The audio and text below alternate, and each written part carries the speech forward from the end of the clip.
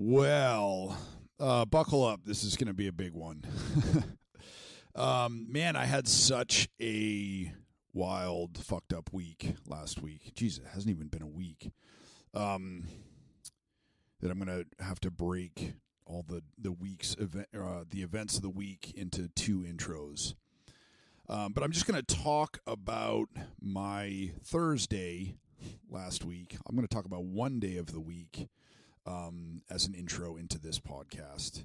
Woke up, got up at 7 and then ran and did a bunch of exercises with my friend Ryan McKee, who lives in the little house in my backyard now. I podcasted with Ryan before, known him for almost 20 years now. And he is in recovery. He quit drinking. He's going through his first divorce. And like me, he is in his 40s and out of shape. So we have sort of, we're doing we're both just on a kick together, sort of supporting each other and trying to get our shit together, trying to get our heads together and our bodies together and all that. So we had our sort of inaugural run and workout, and it was tough but fair. It was good. So I went straight from that to my chiropractor appointment, and everything went pretty well there. I had a lot of problems with just my weird old body, and then but seemed to have straightened everything out, and sort of had a good session there. And then I came. Oh, there was a thing with the time change, so I was like running late, so I scrambled back here to record the podcast you are listening to now with my buddy Rich Roll, and I will I'll return and sort of do a full introduction to that in a minute.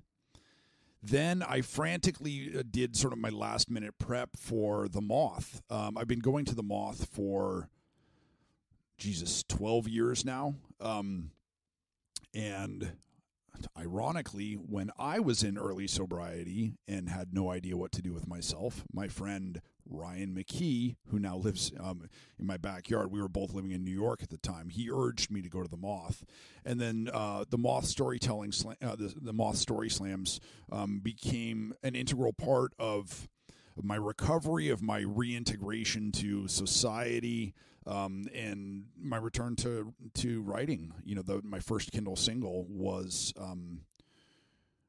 I had sort of been reminded that I was shipwrecked from telling this story at the Moth and having it go over so successfully. So after 10 years of going to Moth story slams, or more, I guess it's actually 12.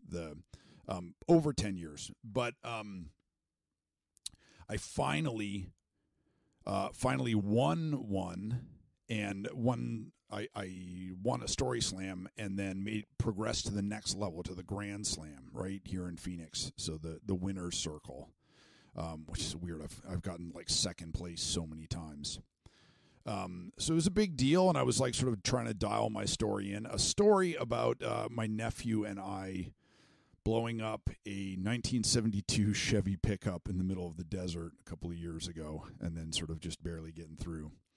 And then I had misread the production email, and my friend Chris Royer texted me to be like, "Hey, I'm running late. Can you let them know?" And I was like, "Running late? It's only like 5:40." And then I went back and reread the email saying that we were supposed to be there at 5:30. So I was like, "Fuck." So I threw some clothes on, hopped in my car, and immediately got into a serious car accident like a mile from my house. Not even a mile. I mean, like fucking right around the corner. I was in my little 2005 Honda Element and headed down Grand Avenue, and a woman blew through a stop sign right in front of me, and I couldn't stop in time. And I T-boned her hard.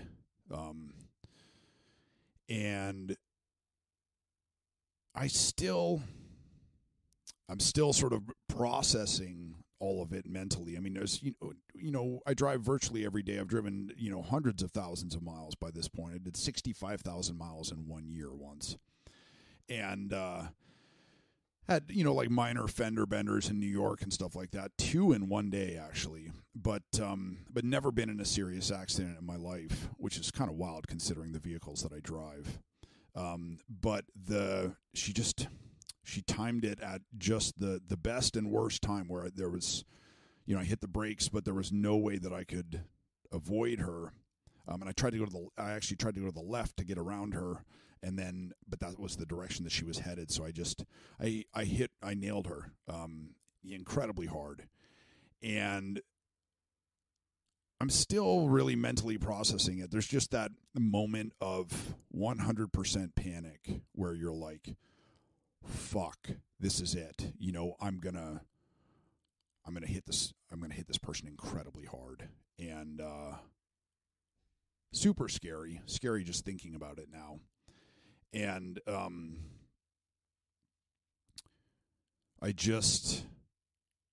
hit her, and both airbags went off immediately. If you've ever been in an accident where the airbags go off, they just explode in your face. And instantly the car was filled with sort of this acrid smoke, which I think was from the airbags and also from the engine. Immediately I was like, I need to get out of the car, in case I get hit again or the car blows up or something like that. But the door was jammed, so I kicked the door open, got out. I ran over to the driver's side door of the other vehicle to get the driver out of there, and her door was jammed shut. So I went around to the passenger side and helped her get out. Got her over safely to the other side of the street, and then I went back to my car. And I was actually, the front was all crumpled in. It's going to be a total loss. The front was all crumpled in. But I drove it over to the other side, to the side of the road, just to get it out of the way so that we weren't blocking the entire, sort of 4 lanes of traffic. And just like sat and waited for the cops to get there. I checked on her to make sure she was okay. The worst thing about it, it was an Asian woman. And it's like God damn it, I just ran into a stereotype. I hate reinforcing the stereotype as Asians and women as poor drivers. But God damn it, here we are. I just made sure she was okay. Her son lived right around the corner, so he got there quickly to look after her. Waited for the cops to show up. They wanted to know if I wanted to go to the ER, but I couldn't because I had to get to the Moth. So then I got to the Moth, and of course my name had been drawn first, so I had to get up first to tell my story about blowing up a car in the middle of the desert after I just destroyed another vehicle. It's like, anybody want to ride home with me after this? Like, it makes me seem like a horribly unreliable car person. But man, I don't know. If it's a trip to have to get up in front of people to perform in the first place. This was a night at Herberger Theater, a big old theater in Phoenix, and I'd have been building up to for an incredibly long period of time, and then to do it just after having sort of stared into the void and confronted my own mortality, it blew. But I got through it. I did a good job. Getting drawn first, I knew I wasn't going to win. So it was sort of like the pressure was taken off. It's incredibly hard to win Moth events when you go up first because people sort of hold stuff back. The guy I don't like, the local dude, who's a ham, he didn't win, and that made me feel really good because I didn't want him to win. But just a weird, stressful night. I had a bunch of friends there. My mom was there. My mom came and gave me a hug, and since then, I've just sort of been, playing it over and over again in my mind. It was the other woman's fault. She got a citation. I didn't. I'm waiting to hear back from the insurance company. It looks like they're going to cover the cost of my vehicle. I went to the doctor, and there's, I have like bruising on my hips and my shoulder where the lap belt caught me. And I have whiplash. I have like tingling in my fingertips that wasn't there before.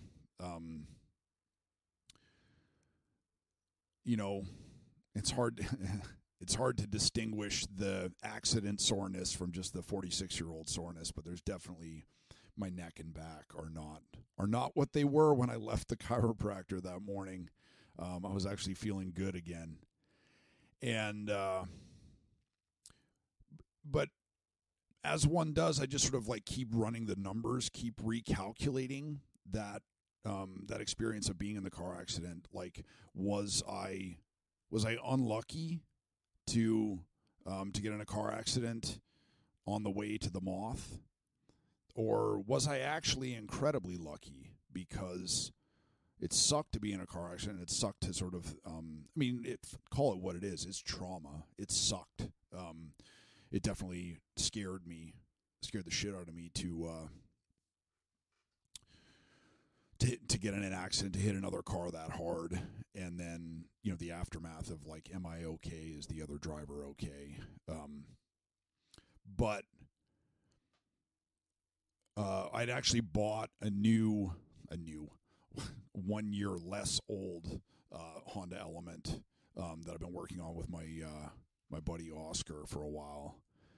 And I was waiting for 2 exhaust flange bolts to be delivered. And that was the only thing that's the only reason I wasn't driving the new car, is because I was waiting for those bolts to be delivered so I could get the new one back on the road. So I ended up destroying the car that I was selling anyway. I had thought about driving my old truck, my 1969 Ford F-250. If I'd been driving that truck and hit that woman as hard as I did, she would be dead and I would be in the hospital. Usually when I drive around town and I'm running errands, I take Sadie with me. I take her everywhere with me where I can. If Sadie had been in the car with me, to be in an accident that bad, it might have killed her, or it might have, it definitely would have injured her. So, just one of those experiences where now it's like everything in my life has this rosy glow of like, hey, I'm not dead. Man, it's fucking great being not dead. It was gratifying to get to do the Moth, to have like so many friends there, and have my mom there, and ironic and funny and cool to have Ryan there when he was the one who encouraged me to go, such a long time ago. But yeah, what a fucking day. Anyway, one of the other things that I did that day was to record probably what is the biggest podcast I've done so far, with my old friend Rich Roll. If you know me, you probably know him as well. A lot of people sort of discovered me through my friendship with him, through my relationship with him. I've been on his podcast 7 or 8 times. One of the reasons that I have a podcast is because of his podcast, because of the encouragement that he's shown me to sort of head out on my own and do my own podcast. I will always remember the first time I met him, when he came out to my apartment in Brooklyn, and, we talk about that a little bit on the podcast. But one of the things that I really remember about him is that was one of the first times that I had somebody really sort of corner me in detail about my sobriety and ask me, go beyond just the, polite questions of, oh, congratulations, and, we're happy for you, but really to ask me sort of specific, pointed questions about my drinking, my recovery, my sobriety. And it was a watershed moment for Rich, too. That was the first time on his podcast that he spoke about his own alcoholism and addiction and recovery. And, from that sort of pivotal moment, he went on to have a ton of people come on the show to talk about recovery and alcoholism and addiction, and I think he became a lot more open about what his life had been like, what his life is like now, and his struggles. Since that day, man, our friendship has evolved a lot, and we've sort of taken different paths. The Rich has really, with his podcast, it's fucking massive. It's wildly popular. There's a huge listenership. He's reached tons of people. He's transformed thousands and thousands of lives, of which mine is one. He's had some incredible guests. His conversation with Terry Crews, I thought was I just found it incredibly helpful. And his conversation with Paul Conti made me go out and buy his book, the Conversations About Trauma. I went a different direction. I sort of, went back to my dirtbag roots and prioritized my music and my touring and, my relationships with my friends, some of whom are my drug buddies. And we've sort of really taken different paths, but our friendship has never flagged. Rich is a friend, an entity, a series of connected thoughts that I sort of carry with me everywhere I go. I often think, what would Rich do? He's the reason that I was vegetarian for 5 years. He's been, I don't know. He's been such a good influence on me. He's really just helped me in so many ways, just by existing and by being friends with me. He's also done a thing or two on his own. He did a remarkable five Ironmans in 6 days through Hawaii. He's a best-selling author.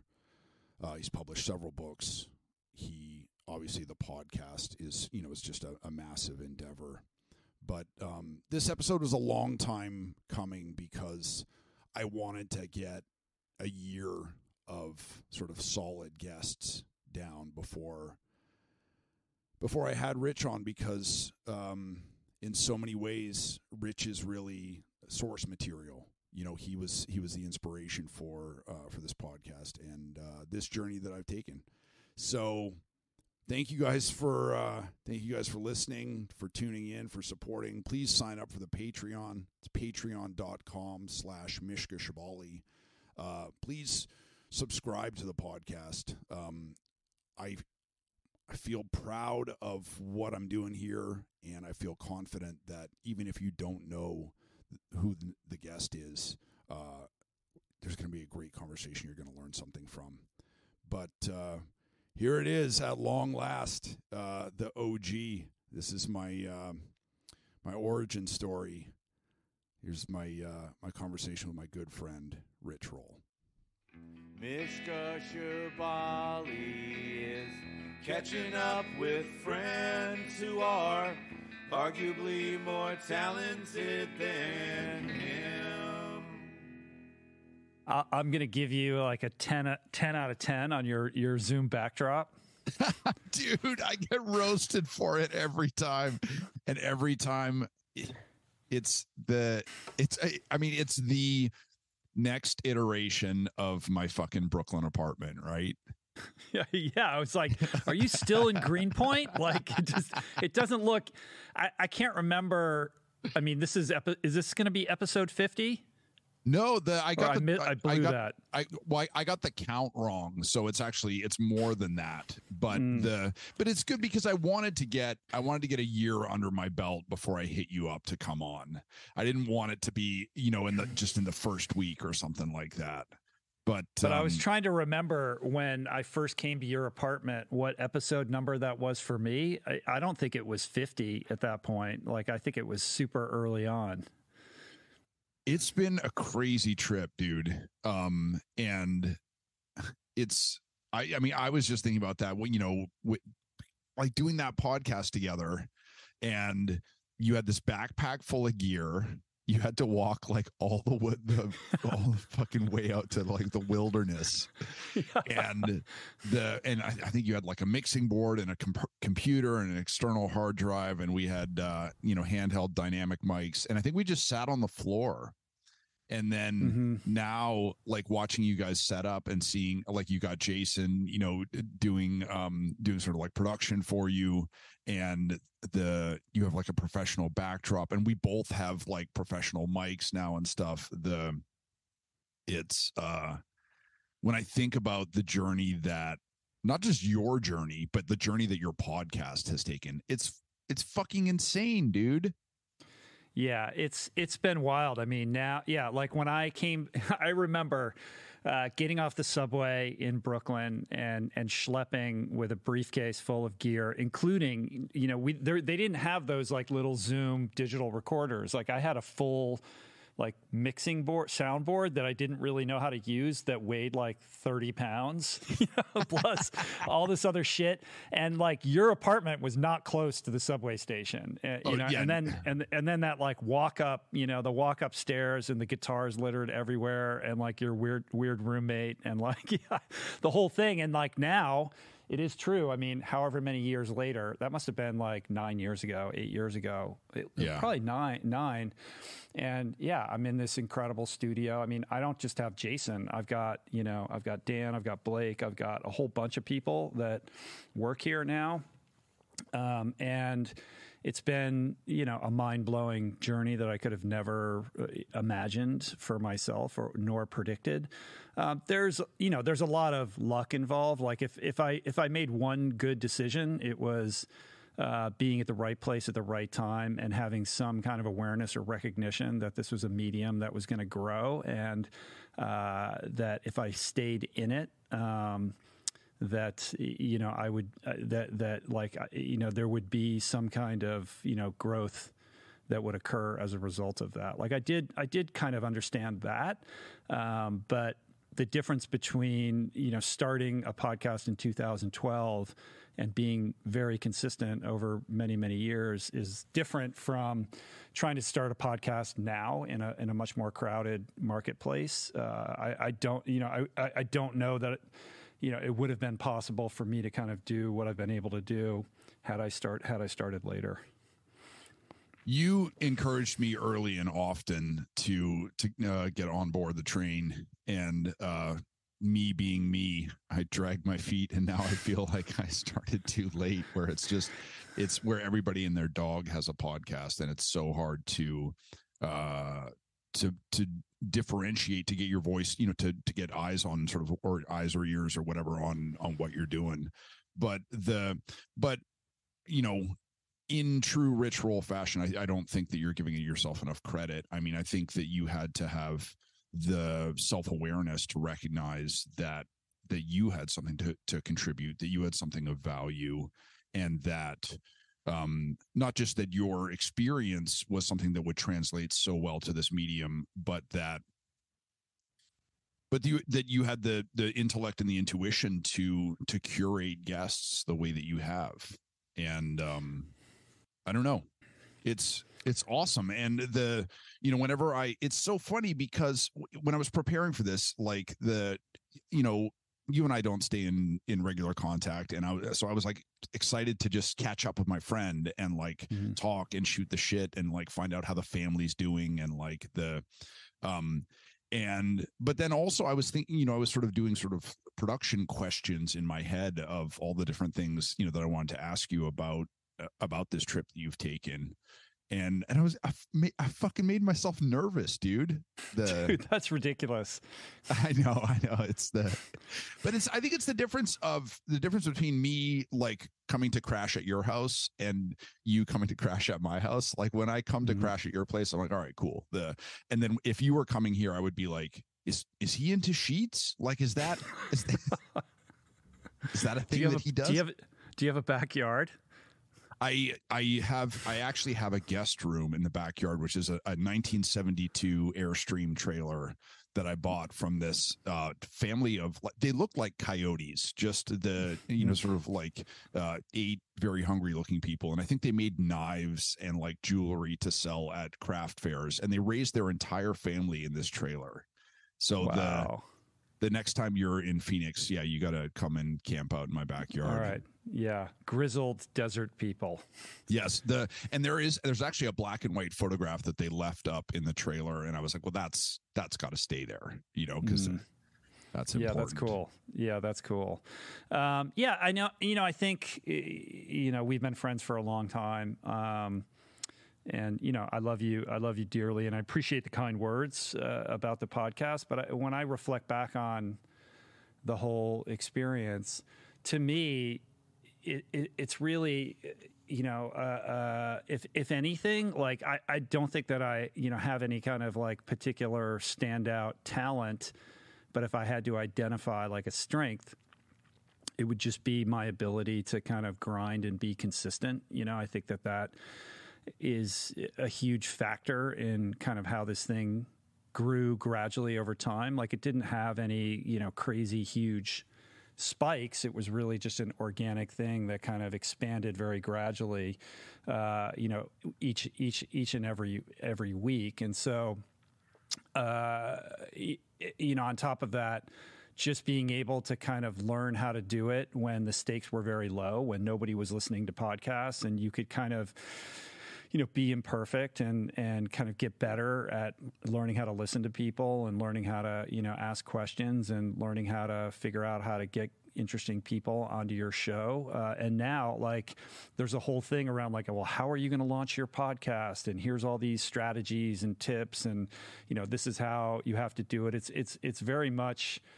the space has matured so much, and there was a certain like kind of like innocence and naivete when I started that I think allowed me to kind of get better in the public eye, but in the public eye in a way in which there were very few eyeballs, or earbuds, on what I was doing, so that by the time the technology matured and it became a little bit more seamless and more people were realizing what I did realize early on, which was like how amazing this medium is, I had kind of, gotten better and developed enough of an audience to kind of take advantage of that.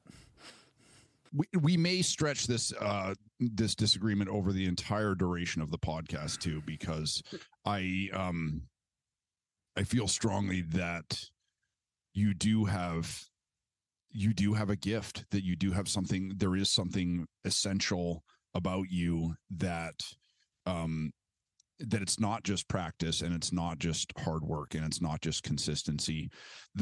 One of the things I think that's maddening about our modern existence is we're just sort of constantly bathed in content. I remember first moving to New York in the late 90s, and my friends and I would just read any book that we came across, anything that was at the Strand, any new thing that came out. I worked at this place called the Radio Foundation. Whenever promo copies would come in, I would just read every single one of them. And then now it's Nadia Boltz-Weber, who I met through you, who's fucking awesome. She's just like a hurricane. I have a copy of her book that I've had since November, and I keep looking at it and not getting to it. And you're in a position where you're just sort of bathed in this constant waterfall of content, but you have the intellect to hold all that in your head. And listening to the podcast, I'm like, God damn it, this motherfucker knows something about this too. Or like, Jesus, you read that book too? Like you have, you're incredibly smart, and you're able to sort of hold it all in your head. So I guess my question for you is how the fuck do you do that, Rich? Like, how do you keep all that, this cloud of knowledge that sort of follows you everywhere? I think it's a bit of a parlor trick because there is so much prep that goes into each guest that I host on the show, and so it is a situation in which there's just an endless amount of homework. I would agree with you that we're in a culture now where it's just an endless stream of content, most of which is ephemera and is distracting. And so if there's anything that I try to do, it's try to find the signal in the noise, because now, it used to be, a situation where it was beg, borrow, and steal to try to convince people to come on the show. And now, because of the audience size, I'm getting pitched, all day long. I get like at least 20 pitches a day. And I'm on the list of all of these publicists and, book publishers who, send me emails every single day about the next book that's coming out. And it is true. Like, there's so much out there, and it's challenging to not, become very cynical, at least in the kind of self-help space, because there's a new book every week, coming out, and you're like, really, another one? And so I have, it does become a situation in which you're like, what's real? What's important? And I've learned to kind of trust my instincts and my intuition around these things. And, if there is one thing that I think I've been pretty good about, it's like the picker. Like, a lot of people with large shows have bookers, they book the show. Like, I can't imagine that, because for me, it has to be somebody who genuinely piques my curiosity. And I don't, take that responsibility lightly. Like, when it's very rare that I book somebody off a pitch, it's somebody that I come across in some other way where I was like, wow, that person, like, I want to learn more about them, whether they have a book or not. Oftentimes they do have a book, and kind of the book publishing world affords me the opportunity to sit down with people that perhaps ordinarily, I wouldn't be able to, because they're making themselves available for publicity.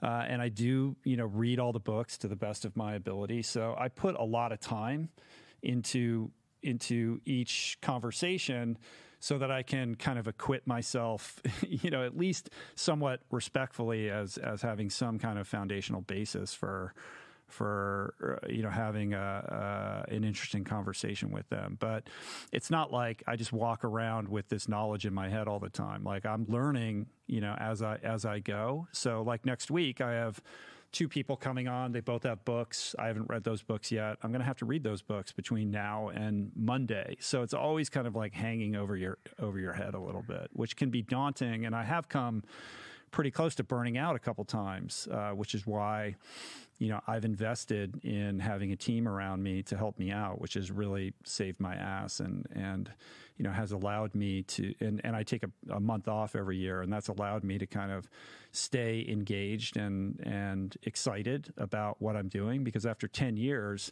it's sort of like, it would be very easy to just get bored or feel like you need to do something else. And that's not the kind of energy that I want to bring to the conversations that I'm having. I want to be excited. I want to be, like, really curious and intrigued. And to do that, like, you have to build in some, kind of protective self-care. Otherwise it just becomes, a ticking clock until you implode.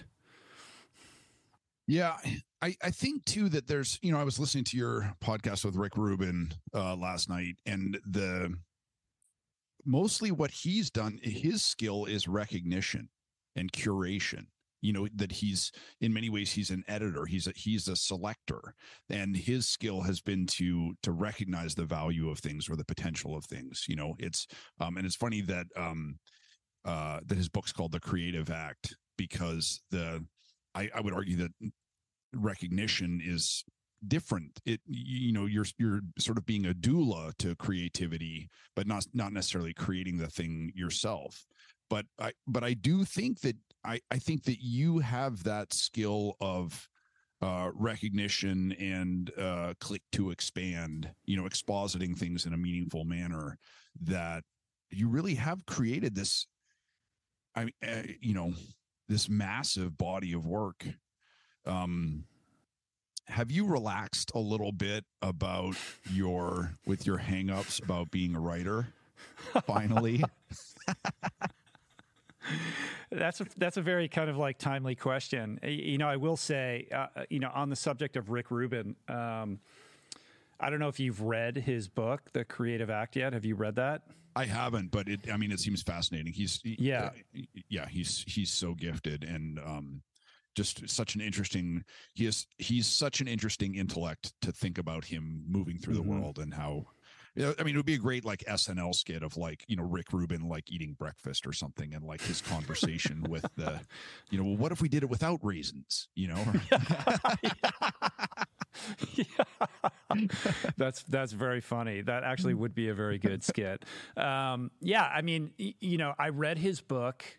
I had the fortune to be able to read it many months before it came out.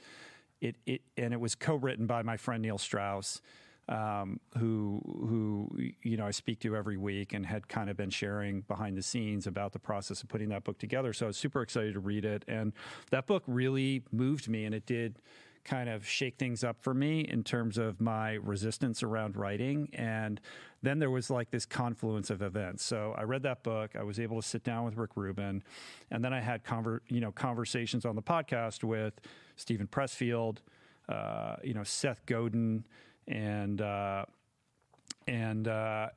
those people really kind of like helped me get over some of the blocks that I've had about getting invested in a new book. And I'm happy to report that, I've made some progress. I think I have a pretty good sense of what this next book is going to be for me. And I've been able to, work on it pretty consistently over the last couple months, which feels really good. It's fucking awful. Let's, be honest.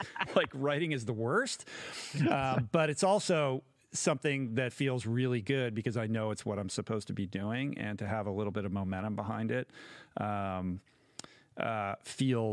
feels right, like I'm doing what I'm supposed to be doing. And the joke that I always tell on the podcast is that this podcast, like, I'm in this studio, I've got all these people working here, I've been doing this for 10 years.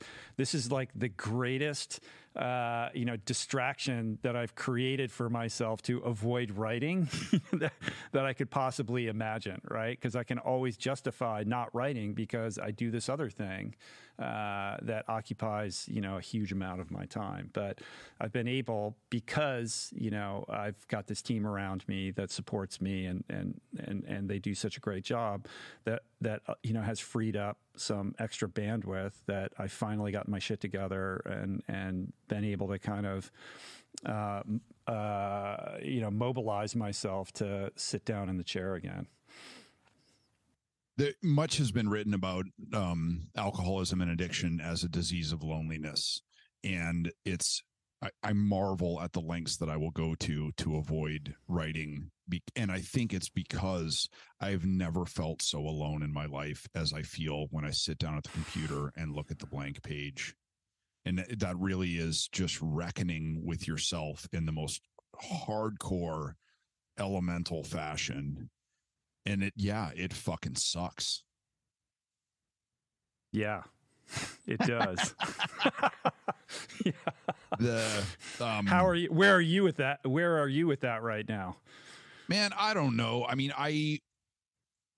there was, when I had sort of like number one Kindle single after number one Kindle single, and you were so kind and so gracious to have me on the podcast so many times, and it seemed like there was potential there for me to launch my brand or build my brand, or move more into the running, health, self-help, recovery realm. I turned left and I did the other thing, where I think I self-consciously wanted to like sort of return to my dirtbag roots. And also, I wanted to just be a guy. I didn't want to be a brand or a commodity. I wanted to just, get up in the morning and put my shoes on and go to the store and get bread, or, or whatever, or have a normal life. And in some ways, I think that was the right choice. And also, there have been many times where I'm like, man, I fucking blew it. And in terms of writing now, I absolutely feel jammed up. There are two stories that I feel I have to tell, and both of them are just so unremittingly dark. Granted, my fans have a taste for grief and depression and the bleak, but it's just, really unpleasant stuff. And I have a record that I'm committed to finishing. Mark Lanigan was supposed to produce it, and it was something that I wrote out of an incredibly dark time during COVID. So I feel like I got to get that off my plate. And then I don't know. I pitched a book about my, we'll call it what it is, my ketamine addiction to Bird. And Bird, he's such a great dude, and he's sort of our greatest champion, and he's a wonderful friend. And he said so many nice things to me before he said, this book will be really, really tough to sell.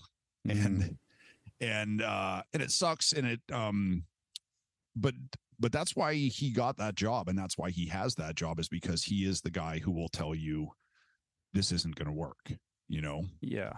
Well, a couple insights, if I may.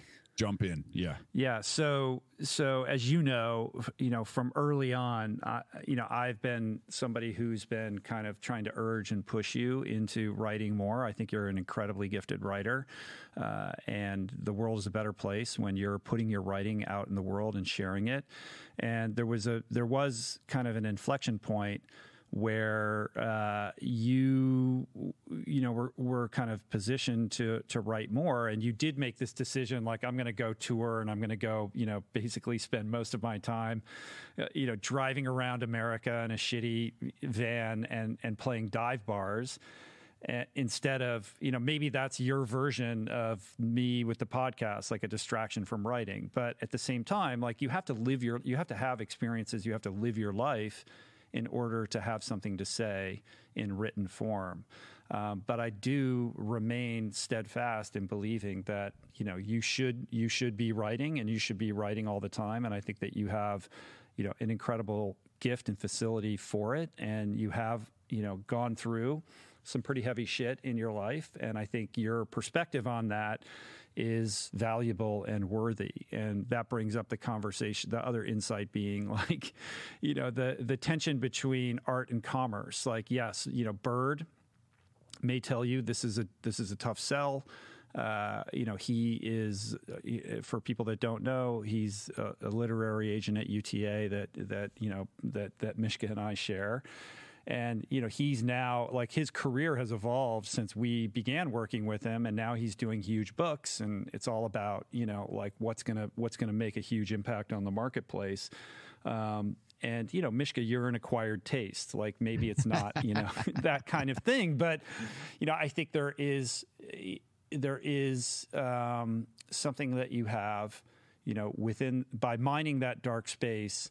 There's you have the ability to create something beautiful, like in the same way that someone like Jerry Stahl or Chuck Palahniuk can do. Like, they mine the dark side, and they create works of art.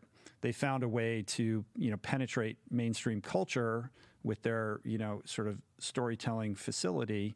And I see you as somebody, with that same capacity. Like, yes, there's a lot of darkness, but how do you tell those stories and really kind of mine the depths of your, emotional being, and translate that into something that is connective tissue for people, out in the world. Like, there's a community of people that love what you do. I think that community could be larger, and, you do have the ability to, to do that. And I think that, I've always told you that should be your focus and your priority. And for some reason you keep deciding to run away and do these other things.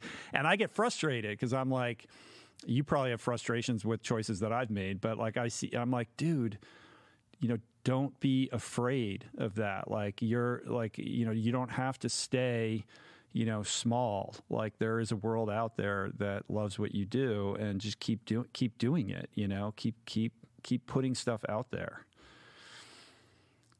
Rich, you have such a big, presence in my mind and in my life in so many ways. And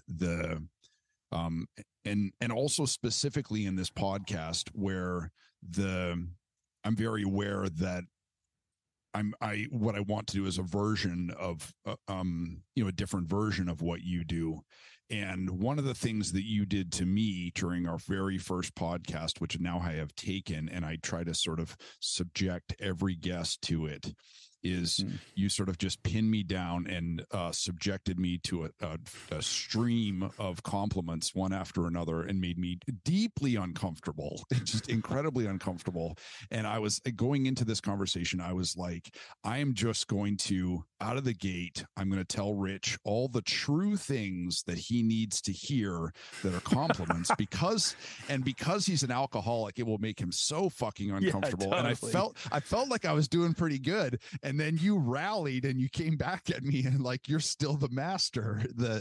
I feel a cold chill, the cold chill of recognition that you're speaking the truth, that writing is, we always talk about running as like an everyday miracle that, and through running, I can finally understand what people are talking about when they talk about God, that running is always there for us. It surrounds us. It's there whenever we need it. And I've never gone out for a run and been like, oh, I wish I hadn't have done that. There's always some kind of magic there. And the same is true about writing. Writing makes us better people. I'm a better person when I'm writing something and when it's going well and I feel good about it. And it's so, I care about you tremendously. I know you subject yourself to an incredible amount of pressure. You take on so much work and particularly all the stuff you've been doing with the podcast lately. It's such high wire work, such high caliber guests. Across the spectrum, the conversation you had with the philosopher and hearing you go back and forth with him, I was like, this is like, fucking Jordan playing baseball. Like, Jesus, you're good at this too, so I care about you. I don't want you to feel anxiety, to have discomfort, and seeing the look on your face, this sort of like beatific grin, that I'm writing again and it's going well. It's such a magical thing, to have the words come. I don't know if I would say it's going well. I would say it's going. There we go with the alcoholic. Let's be clear. Okay, let's tamp down on this. Let's do that. Yeah. Yeah. It is true. I mean, one thing we share is like that deep discomfort with anyone, reflecting any kind of kindness back at us. Like, it just makes me so uneasy. And I had a very extreme example of that the other day, Michigan. Like, I've been practicing just receiving that and saying thank you. It's so hard. Right? Like, because I'm a piece of shit, like, don't you know? Right. And so I had this incredible opportunity the other day to do the podcast with Senator Cory Booker, who came. Oh my God. Yeah. Like, we did 2 hours together. He was unbelievable. He's like, it's just like, it was great. He's fantastic. And at the end, I'm like, okay, I just want to acknowledge you, for your service and the example that you set and the way you kind of navigate the world. And he like interrupts me and then goes on this like, jag about like how much the podcast means to him. And I kid, I'm not lying to you, Mishka, when I tell you I've never been more uncomfortable in my entire life. Like, he wouldn't let me say anything nice about him, and he's like trying to say, it's just like, what is that? Why can't you just be like? Are you envious of people who can just receive that and say, yeah, I deserve that, or thank you? I mean, I just look at them as freaks. I really, when somebody can just take a compliment, I'm like, what is fucking broken in you that you can just accept a compliment that it doesn't make your skin crawl?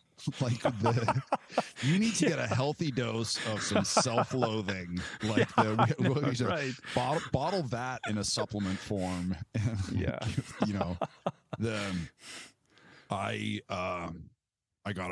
I had a similar moment. I got a profound compliment from a friend of mine. I podcasted with her, Kristen Becker, and she started a program in Provincetown called Summer of Sass, where she's taking gay, lesbian, trans kids from 18 to 20, and it's sort of a finishing school of trying to help them be themselves, to be surrounded by a positive queer community and see queer people being successful and being happy, and and just, you know, sort of life skills. And she said to me, she was like, Mishka, I'm so loath to give any credit to a straight white man for any of this shit, but you said something years ago about, you know, what's most important.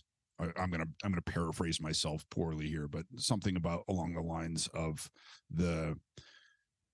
what, you know, minority folks, people of color, queer folks need to realize is that the most revolutionary, transformative thing that they can do is to take care of themselves, to be happy and to be healthy, you know, in the world. And I just about started crying, dude. You know, because I remembered that conversation, and we never know who we're going to help with this stuff, you know, like when it's going to take root with somebody. And when it does, it's such a great feeling. That's really cool. That's beautiful. Yeah. I had to go out and sort of like roll around in the dust under my car to get that, to get that clean off, to get the dirt back on, you know? Right. Let that transmission drop to the ground. Yeah, exactly. Had to restore myself. But is there an end to the podcast? Do you see do you have a vision of like when and where it will complete, or is the podcast in fact your life's work? You know, I mean, conversations can absolutely be transformative. This is work. It is procrastination, but it's also work. Yeah, I mean, I don't have a vision for some kind of endpoint or sense of it, you know, being complete.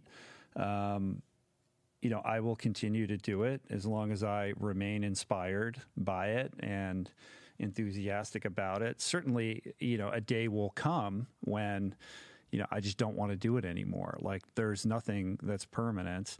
And, you know, like yourself, Mishka, everything, you know, kind of everything that I do that kind of brings money in, that supports my family, as a result of like my direct efforts. Like, I don't have passive income really. Like, it's all, you know, week to week.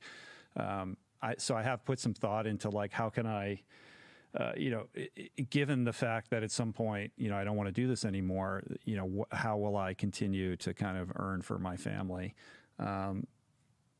You know, whether that's through producing other people's podcasts or, you know, creating some kind of entity that lives and breathes outside of my name is something I've started to put some thought into. So yeah, it's not going to go on forever. And in terms of it being my life work, I don't know. I don't know that that's for me to say. Certainly, you know, this show, you know, reaches more people every week than my books do or will ever do, right? Which is another rationalization against writing, because, you know, I can get on the microphone and put a podcast out that will, you know, within days reach way more people than a book that I basically pull all my hair out over 2 years will reach. But I think there is something about books that's different. There's a permanence. There's kind of a legacy aspect to that. There's an enduring quality to writing a book that is very different from the ephemera of, you know, content that we share digitally, even though, you know, the back catalog of this podcast is very active. Like, everything that I put out, I try to make evergreen for the most part, with the exception of certain shows that are kind of like, you know, of the moment and topically oriented. You know, the heart and soul of the show are conversations that you know, I'm intending are as valuable, you know, years from now as they are when they're released.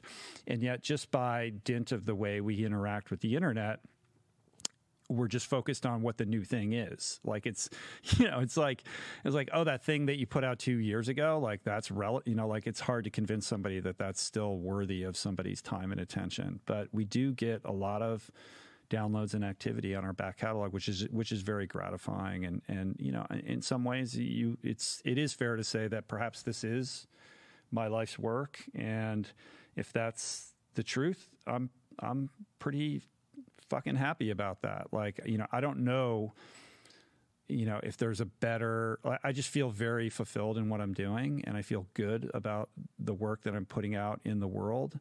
And it feels like, a privilege, and I have a lot of gratitude around it.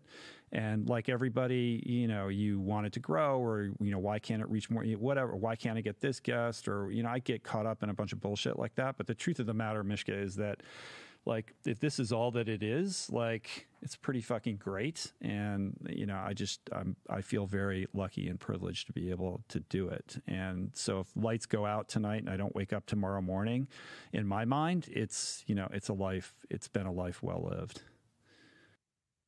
I have to tell you that I feel I have this like searing chagrin that is stirred up multiple times a year when I get messages from people who are like, I heard you on Rich. I got one from a woman from South Africa the other day. I heard you on Rich Roll's podcast. I love you guys, your conversations so much. They're profoundly affecting. They've changed my life. When are you going to talk to Rich again? And I have to say, motherfuckers, I have a podcast of my own where I sometimes talk to other people, right? And they have less than zero interest in my podcast. They just want you and I to talk and needle each other and berate each other and rib each other. So it's a mixed blessing there. I'll special shout out to Adam Skolnick too. There have been so many times where I've been listening and listening to you guys shoot the shit. And I'm like, man. And I think I've never met Adam. I think he's I think he's a fantastic writer. Bird gave me a copy of his first book, which I think is called Breathe. Mm-hmm. And which I really enjoyed. I found it, profoundly affecting. And then when I hear you guys, hanging out on the podcast, I'm like, God damn it, that should have been my job. That could have been me. I fucking blew it. We'll get you back on, dude. You're old school all the way, and I love that people continue to recognize you from the show. But the truth of the matter is, your voice is so identifiable. It's so, it is just it's just made for. It's made for radio. It's so like when you hear your voice cuts through a room, and when people hear it, they're like, I know that guy. There's nothing like it. It's getting worse too. I really think the ketamine did like lasting damage to my vocal cords. And I was listening back to one of the podcasts the other day, and I was like, I just sound like Bluto from Popeye. Like I sound like a cartoon of myself. And I'm only 46. Like I might have another 40 years. Can you imagine what I'm going to sound like then? Just sound like but a it's tugboat. listen, one of the reasons why we love Tom Waits is his voice. You got to lean into it. To me, you sound the same. That's good. That's really comforting. But we considered, Jason was joking. He's like, oh, it's Mishka. Like, let's go super lo-fi, like no good mic. Like, let's just make it as gravelly and as gritty and as like, as possible. What's funny is I have a hookup with Sennheiser, and they've sent me like these amazing mics, and I'm like, bro, have you listened to my voice?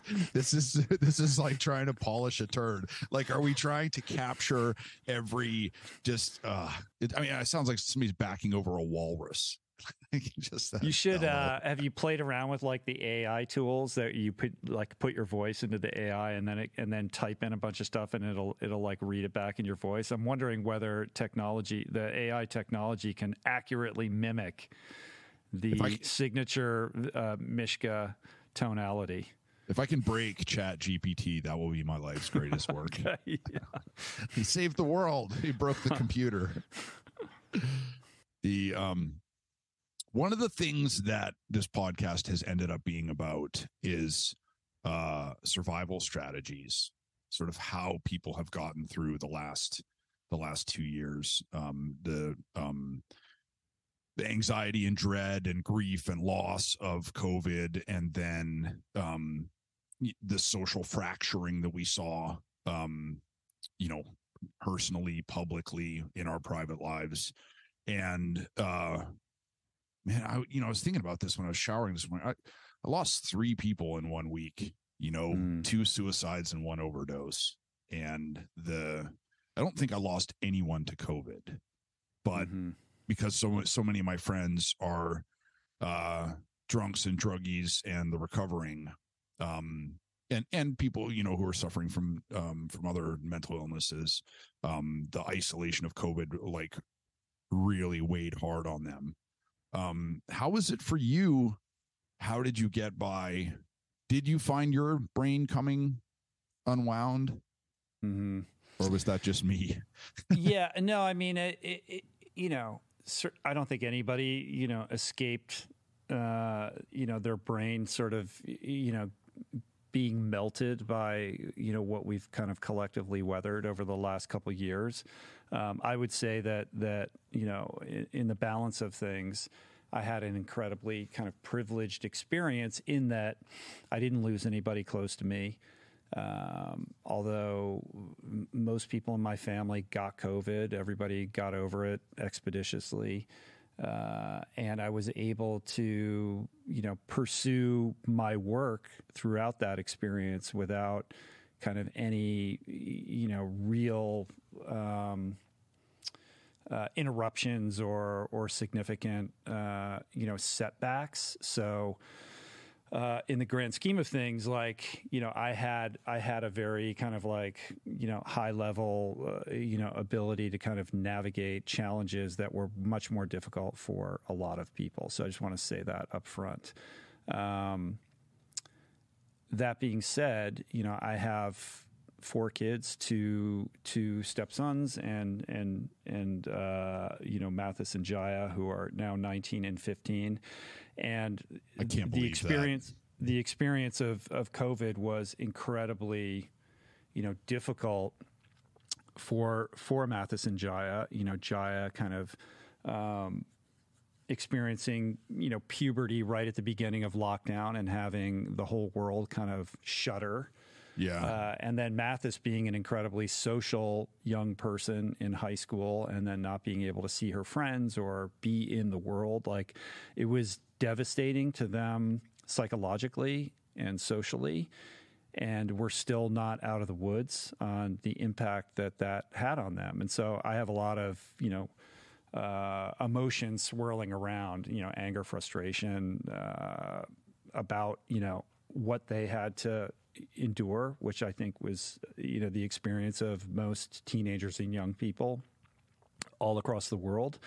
And that was really difficult and continues to be difficult. And then beyond that, just, kind of witnessing what is like the fractures that have occurred in public discourse as a result of this, the loss of trust in institutions, the loss of civility in public dialogue around ideas, the siloization of everybody's information sources that seems to be driving us further apart and making us less and less capable of having good faith conversations about topics that are important, that really matter, that impact lives, and how kind of social media and the intensity of the COVID experience seem to bend people in strange directions, where the cordiality of that discourse seemed to erode, and the susceptibility to kind of bad ideas that percolated online. Like, I didn't lose friends to COVID, but I've lost friends due to, certain types of brain viruses, I would say, that infected them, that made it very difficult for me to interact with them. Yeah. My friend Sari Beliak has a great joke about, losing not losing anybody to COVID, but losing several people to QAnon, of just that they become absent in her life because it's virtually impossible to communicate with them. I saw, shades of that with my father. I think we saw a precursor to that with Trump. That was sort of where I really began losing my dad again, where I was like, you're looking for a reason to be angry. You're looking for a scapegoat, and you have a great life, man. You have nothing to complain about, but he was, it was just this sort of, perpetually aggrieved. And then, that came out in sort of, sort of covert racism and fury at that, like, Democrats are ruining this country, and I had to be like, Dad, you're fucking Canadian, like, you can't even vote here. You can't say you have skin in the game if you never got your citizenship here and you don't fucking vote. You don't take part in the fundamental civics of this country. So, like, just sit down and have another cappuccino in your quaint little country home and fucking relax, dude. But I had a lot of COVID privilege too. I was thinking about this, that they say, oh, you're not a New Yorker unless you lived there for 10 years. Or, in my circle of friends, it was like, were you there for 9/11 or not? And that was the difference that it made. And then I feel like COVID has erased my New Yorker status, because I lived there for 19 years and I was there for 9/11, but I wasn't there for COVID and the, like, refrigerated trucks full of fucking bodies on the streets, and, like, just that terror. And it's weird because it was, in some ways it was a great bonding experience. I will say this in praise of, humanity's spirit. I've never gotten or received more nudes in my entire fucking life. I know millions and millions of people dead, but I saw so many boobs with so little effort. It was fantastic. It was like hope springs eternal. I'm happy for you on that. I mean, I think, and thinking about your dad and QAnon and certain conspiracy, minded, tropes that seem to percolate out and impact people and drive kind of confusing behavior.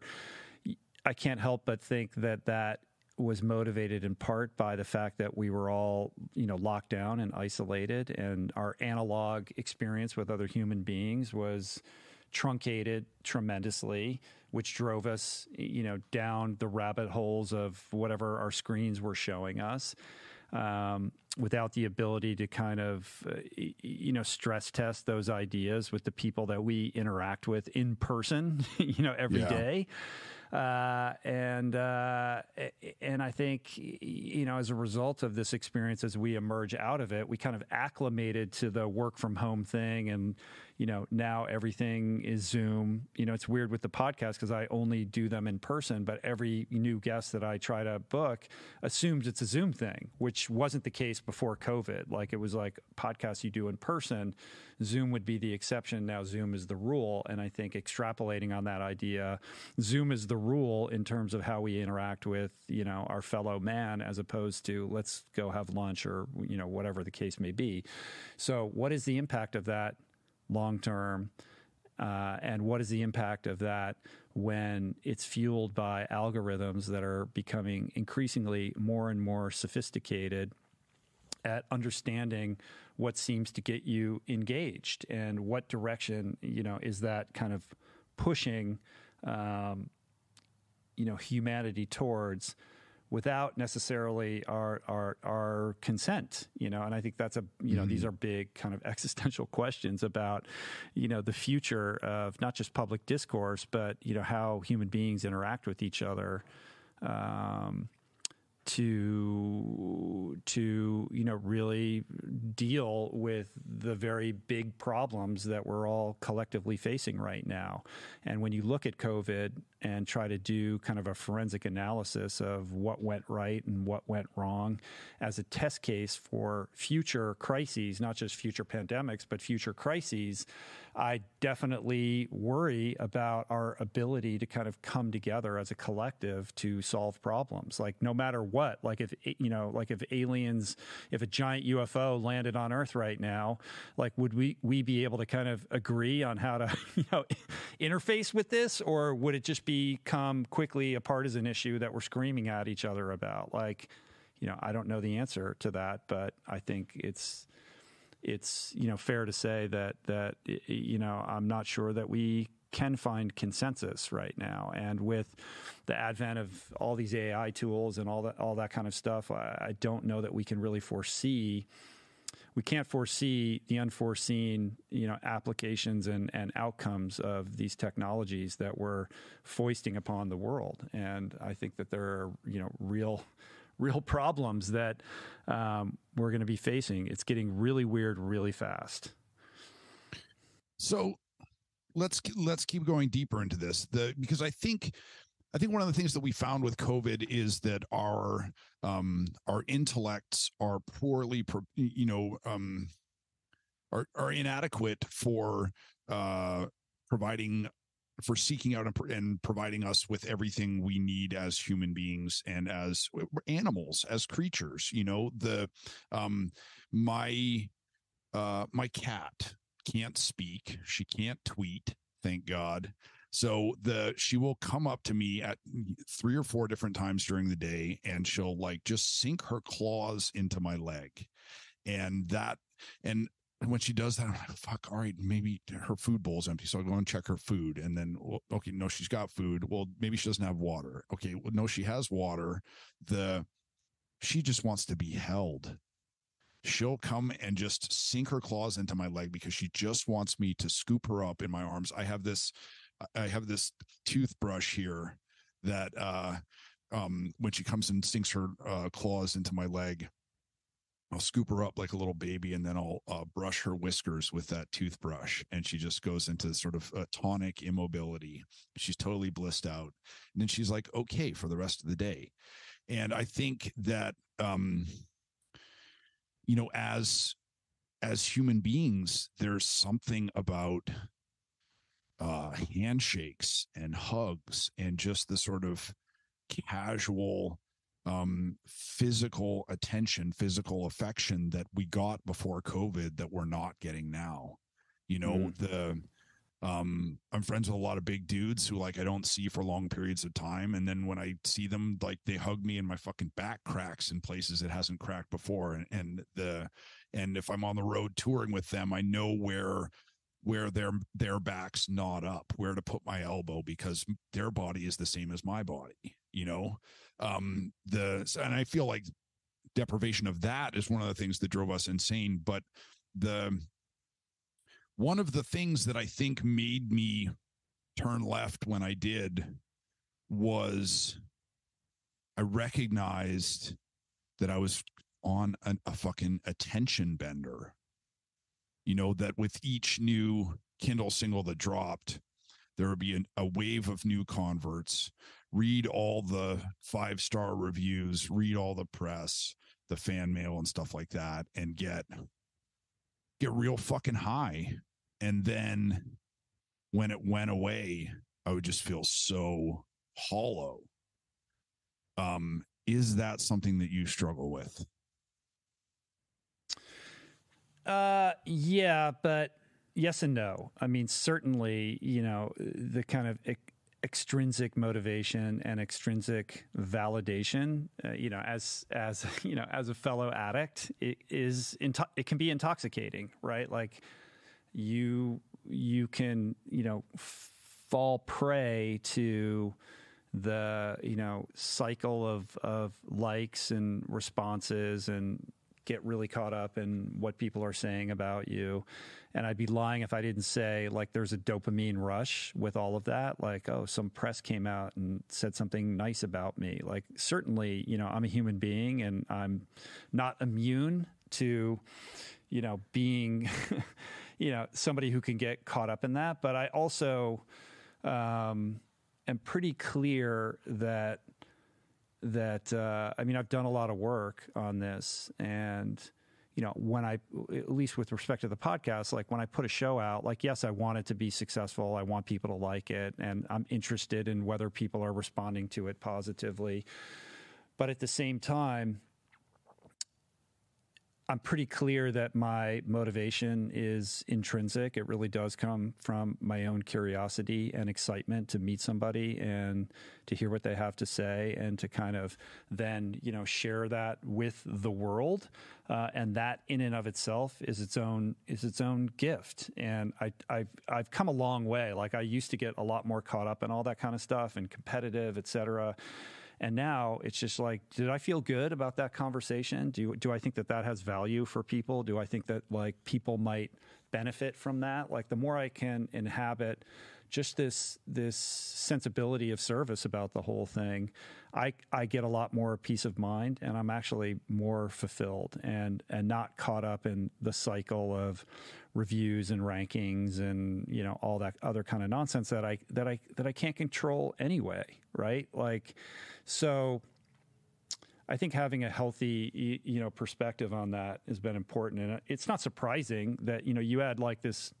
You had like a pretty peak experience with all those Kindle singles and, a lot of attention and kind of overwhelming praise for them. And then it creates this barrier or this paralysis to writing something new, because what if it doesn't live up to that? Or what if it's not as good? Or the next time I sit down to write, it better be better than the last thing. Otherwise I'm a failure. Like, you create all of these pressures on yourself, and ultimately it's not in service to you because you don't end up writing anything as a result. And I'm no different. Like, I wrote Finding Ultra 10 years ago. I haven't written, I put cookbooks out and these other kinds of books, but they're not like real books, right? And so I think a big part of that reason is that same thing, which is fear. Like, well, I wrote that book and it was successful, but like, do I really have anything else to say? Like, oh, that was a fluke, or if I do this again, like, it's going to have to be better. And all that pressure does is prevent you from engaging with your creative voice. So back to like Rick Rubin's book, like, that book really freed me up. Like, so the only way that I've been able to get over that and try to move forward is to let go of all those extrinsic factors, which again, we don't have control over, lower the bar, give myself permission to not be good, to actually be bad. Like, let's be bad today. Let's write for 5 minutes and just make it the fucking worst. Like, how low can you make the stakes just to get over your own ego and your own, impediments, or how can you overcome those fears that are really not your allies? So that's kind of like how I've been trying to deal with it.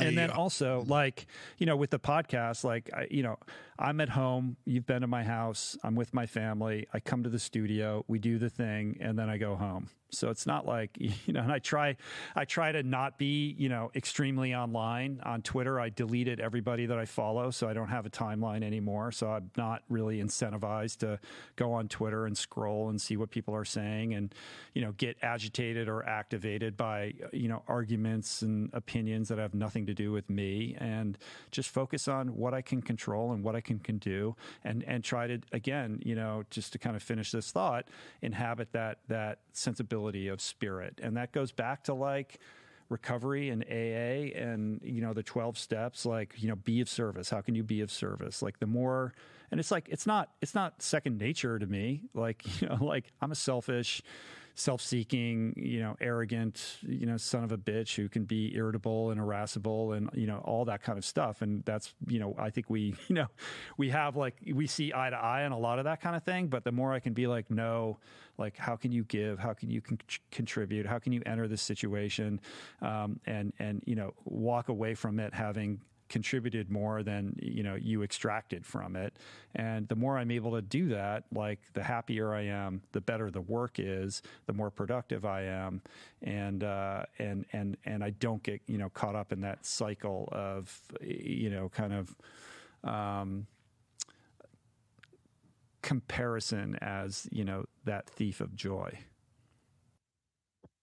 I will say that, knowing you pretty well and sort of seeing how you move in the public realm, I don't think that you're in it for the attention. I think what really ignites a fire within you with the podcast is the power of conversation, of sitting down with another person, talking about something that they know about that you don't, and that you come in with a preconceived notion or something that you thought to be true or imagined to be true, and that your highest moment is being proven wrong, is those moments where you learn something, where you come to a greater understanding of, oh man, I never thought about it that way, or I never saw it that way. And knowing then that to be able to be intellectually vulnerable like that, and to be able to sort of change your opinion on the fly, or say, oh man, I'm gonna have to think about that. Mm-hmm. I really think that's what prevents you from burning out. That's what keeps you doing it, Right. And thank you for that. And I have people on who I want to learn from. I'm not there to tell them they're wrong, or, why I'm right, or to prove to them that I'm smarter to them. I have them sitting across from me because they have something that I don't, and I would like to, experience their wisdom and perhaps grow as a result. And I'm not holding on to some idea of being right. Like, I'm happy to be proven wrong. Like, that's the whole point. On the point of being proven right or wrong, I got to share with you something that I think you were right about that I was wrong about. When we talked about service years and years ago for the first time, I was like, man, fucking alcoholics getting sober have such a hard road ahead of them already. And they're already, life has made them, they're bitch, your body hurts, your brain hurts, that you hate your job, you hate your car, you hate where you live. There's so many things like hard and going wrong in your life to put the burden on a newly sober alcoholic of service. It gives them one more thing that they have to do and one more thing that they have to deal with. And then the last couple of years I've been getting down with service. And I think part of it was, adopting this cat, towards the end of her life. And then, my cat has special needs. And then my dog, I got this puppy that had been bitten in the face. And my job is just to serve them. And it's fucking awesome. It's so good. Nothing makes me happier than making them happy. And I remember at the nadir of my depression and my, ketamine use, where I was like, I know that I can't do anything for myself today, but I can make sure that my cat has a perfect day. I can make sure that my dog has a perfect day. And I'm even trying to help people now. We do shows at my house, mm-hmm.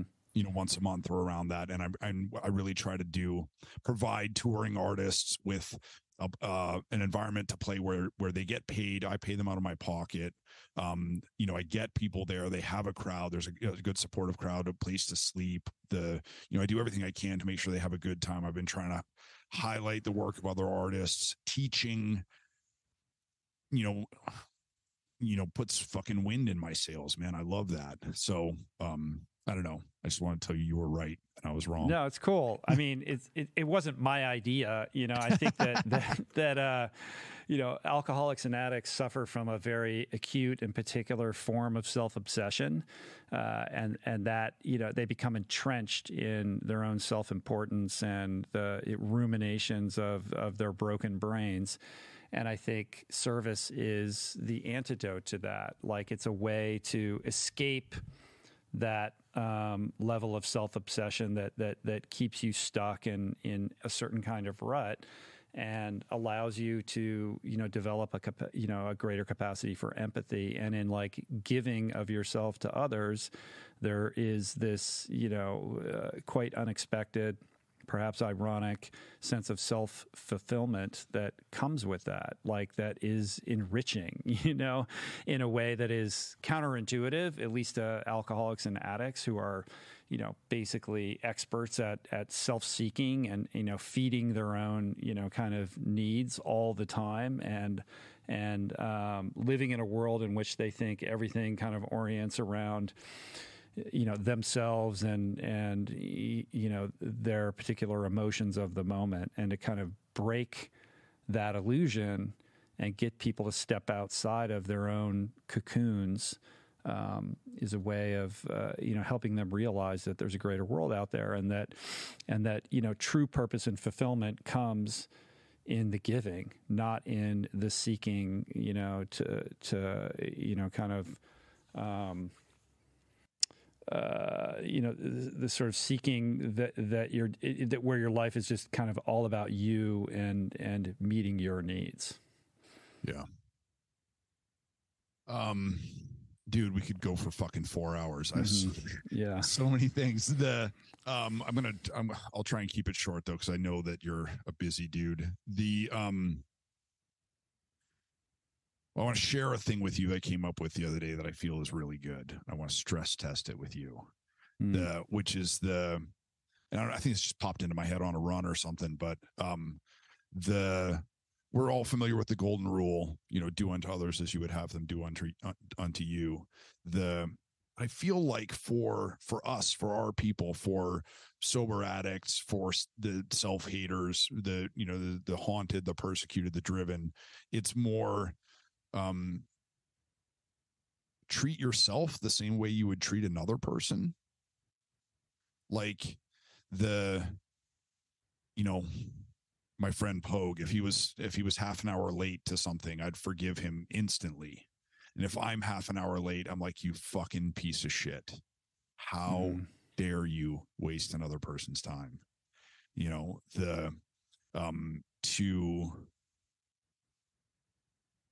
To be generous to myself, that self-charity thing is still so fucking hard. And I feel like you still struggle with it too. Yeah. Yeah. I mean, I've actually been working on this quite a bit, because that is and has been historically like a very difficult thing for me to inhabit, the idea that I'm worthy of love, and that love need not be calibrated to any kind of achievement out in the world, right? So I've been doing a lot of like family of origin work. I actually spent a week up in Portland at like this clinic where I did 5 intense days of therapy around this very issue. And it was fascinating to kind of deconstruct why it is that I can't grant myself the level of compassion that comes so easily in terms of granting it to another person, to your point.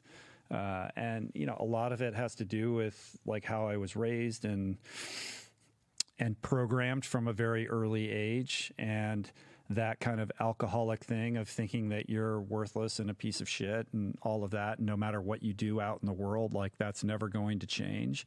That's a story that we tell ourselves that is false. And despite all the evidence, that verifies that it's not true, it's so difficult to kind of overcome that. And it's it goes to the beginning of like, why can't you just say thank you when somebody says something nice about something that you did? Because you have this deep sense of unworthiness, and you're trying to either mask that through, drugs or alcohol or some other addictive behavior, or you believe that can only be earned through things that you achieve out in the world. And despite how much you achieve, how many Kindle singles you have that hit #1 or whatever, it's just never enough. And so you're on this vicious cycle, perpetually seeking self-acceptance and that sense of worthiness, but you're doing it through external factors. When the truth of the matter is that you're worthy of love just because you are, and you are here, irrespective of, whatever you do out in the world. And then it doesn't have to be calibrated to like any of those externalities. It's like, this is like, like almost like a final frontier for me that I'm very inelegantly grappling with myself. So I think you said you wanted to stress test that idea. Like, that's interesting because that's sort of very top of mind for me right now as well. Rich, it's so funny. It doesn't matter how long it's been since we've seen each other or how long we've talked. Like, we still have the weird alcoholic brotherhood psychic mind meld, because I don't know if you saw me writing earlier. What I wrote was, you don't need to do any of this in order to merit love. All the things that you do in your life, from your accomplishments, as an endurance athlete to, Plantpower ambassador, all the work you've done with,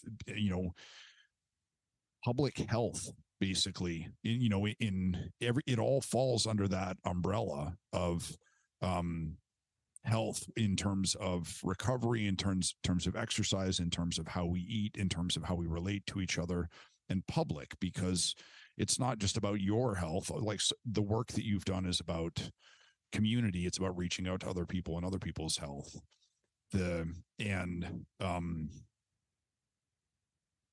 Like, at what point is it going to be enough? I don't want you to stop. I want you to keep going. Yeah. But I want you to keep going, for the love of it, for the magic that happens when old friends sit down to talk and bust each other's balls and, spitball, ideas and stuff. But I don't know. I love you so much. You've had such a profound effect on my life. I don't want you to be driven. I don't want you to be doing it out of, anxiety or a need to prove anything. I think, I don't think there's anyone out there who would say that you haven't proven yourself, Yeah, well, I appreciate that. It is true. It's that thing where you believe it's that illusion or that lie. Like, yeah, but that drive is why this thing exists. Like, if I let go of that, then it's all going to come toppling down on top of me, and which of course is not the case. And I think I've gotten a lot healthier on that. But it's still kind of built into my whole deal. But I hear you, and I am doing it for the love, and that doesn't mean that it isn't hard work. Like, I work hard. Everybody here at the studio, we work really hard to create something special. And I think there's, you feel good when you've put effort into something, but the trick is not falling under the spell that it is the hard work that makes it great, but more the kind of sensibility that you're bringing to it. And I'm trying to hold that a little bit more loosely, because I do want to stay, like I said at the outset, like, in love with what I'm doing. But I appreciate you recognizing that, and I'm just going to say thank you. That's the growth. It's so right hard, there, right? Yeah, I know. It fucking is horrible. I have like 10. I got like, in my mind, I've got the 10 bullet points to tell you why you're wrong, and you don't understand all of that. Joke it away, undermine it. Sure. Yeah. I mean, how can I like? Oh, you said something nice. Now let me comedically minimize that. Yeah, that's the reflex, right? Yeah. I don't want you to stop doing what you do. It's help. I mean, it's helped me so much in the last couple of years. You know, your conversation with Terry Crews, your conversation with Paul Conti, like just so fucking helpful. You know, sort of like stop me in my tracks. But the way in which I want to urge you forward is to give you permission to quit. That if you stopped everything right now, if you pulled the plug right now, we would all still adore you, and for good reason. You know, yeah, man. I've got like Jason and Dan. Hey, Jason, Dan, like Mishka just gave me permission to quit. What do you think about that? No. Jason. What did he say? They're not happy about that. Jason's like, no, man. You can't do that. Got mouths to feed. Yeah. I'm not ready for that. He's yeah. Yeah. Before we Thank you for the permission. I will file that away. I will not be quitting anytime soon, but thank you for the permission to do so. Yeah. Before we get out of here, you want to give us a little teaser about the new book?